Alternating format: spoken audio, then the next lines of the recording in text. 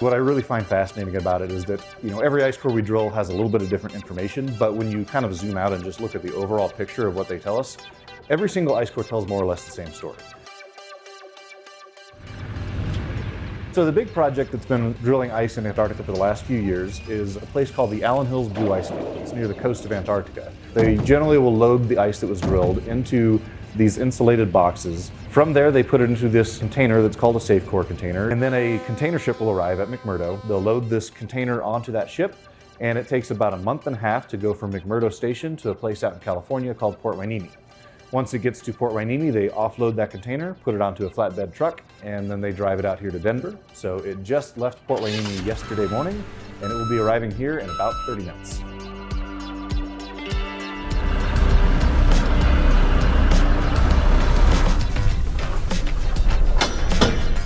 I think one of my favorite quotes that I've heard is that the key to the present is understanding the past. And ice cores are just simply the best record of our past climate that we can go to really help understand sort of the user manual of how the Earth works naturally. And understanding that is incredibly important for this moment in time we're in, when humanity is actually and actively altering the climate in ways that we've never seen before. So we want to be as informed as possible about what effect we're having, and the ice cores give us a really good baseline to start with of the natural variations of Earth's climate. And with that information, hopefully we can use that to make policies moving forward to understand the impact of essentially what we're doing to the planet and how to mitigate that as best as possible. An ice core is where we go to a glacier or an ice sheet, especially those in Greenland and Antarctica. And because there are layers of snow that form every year, they kind of form layers like tree rings. And we can drill a circular tube that goes down into the ice, capturing those layers, and that's what an ice core is. There's actually a lot of really cool stuff that we can study these ice cores for, but really the main driving force is to understand our climate. The three main things we're trying to extract from these cores is a record of our atmospheric past. Because we have these ancient air bubbles of ancient atmosphere trapped in the ice, it's the only source on the planet we can go to get a direct measurement of, let's say, what carbon dioxide levels were like long before people were around. We can also look at the stable isotopes that make up the water molecules of the ice itself as a temperature proxy to recreate how global temperatures have changed over these long periods of time. And then of course we have a variety of different methods of dating the ice cores so that we can kind of put all of this together and make a picture of essentially what the Earth has been doing and how our climate has naturally varied over time.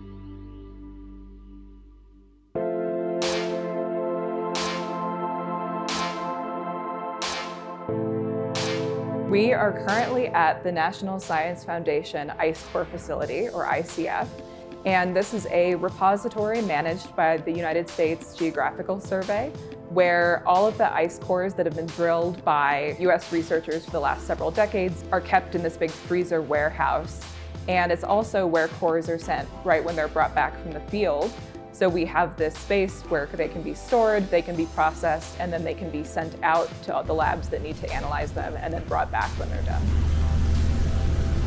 The National Science Foundation Ice Core Facility is kind of a hidden little gem here.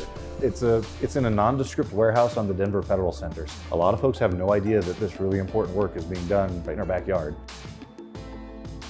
The freezers that we have here at ICF, the workroom where we do most of the actual processing of the ice is -25 Celsius, which is about -10 Fahrenheit. And then the storage room where all the cores are actually kept in like long-term storage, that is about -40 degrees, which is the same in Celsius and Fahrenheit. So when you walk into the freezer, it kind of feels like stepping into cold water, like you just jumped into a lake or something. It just hits your whole body, you feel it in your lungs. You walk in and you can feel the inside of your nose freeze. It's something that you want to be very prepared for. It gets very cold very quickly in a way that almost just makes your bones ache.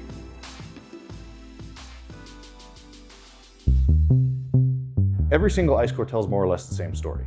And what that is that over these last 850,000 years, our planet has gone through these cycles of what we call glacial and interglacial periods. We'll see these periods of maybe 100,000 years or so where global temperatures are about 8 degrees cooler than we are right now, which for reference during those cold periods, places like New York City would have been under, in some cases, nearly a mile of ice. And then things warm up over time, and we'll have temperatures kind of like what they have been for the last several thousand years, and then that cycle will continue. So we see this warming and cooling of these natural cycles. And within that, we also see how greenhouse gases, specifically carbon dioxide and methane, sort of move in lockstep with those temperature changes. And the big thing that I think is a strong takeaway is that when we look at this history, we never see CO2 levels rise above about 300 parts per million. They usually bounce between about 200 during the cold periods and 300 parts per million during the warm periods. And as of this year, we're sitting around 425 parts per million of CO2. That increase happened pretty much since the Industrial Revolution. So the ice cores tell us what our past climate has been doing naturally, and that helps us inform what we're seeing now with human activity in terms of all of the excess carbon that we've put into the atmosphere and what that will potentially mean for the changing climate into the next decades and next centuries. I think that is both so fascinating from a scientific perspective that we have the ability now to learn what was going on with climate and with the Earth before humans were making records of those things. That's very useful in terms of understanding the planet and understanding what it's going to do in the future. Holding ice in your hands and knowing that it's hundreds of thousands of years old. It never stops being exciting to do this kind of work. The novelty never really wears off. I think that we're very fortunate to be able to do this work. Stay elevated by subscribing to the city's YouTube page for these stories and more. And stay tuned to our social media channels for more content. Don't miss our new episodes of Elevating Denver, premiering each month. Thanks for watching, Denver.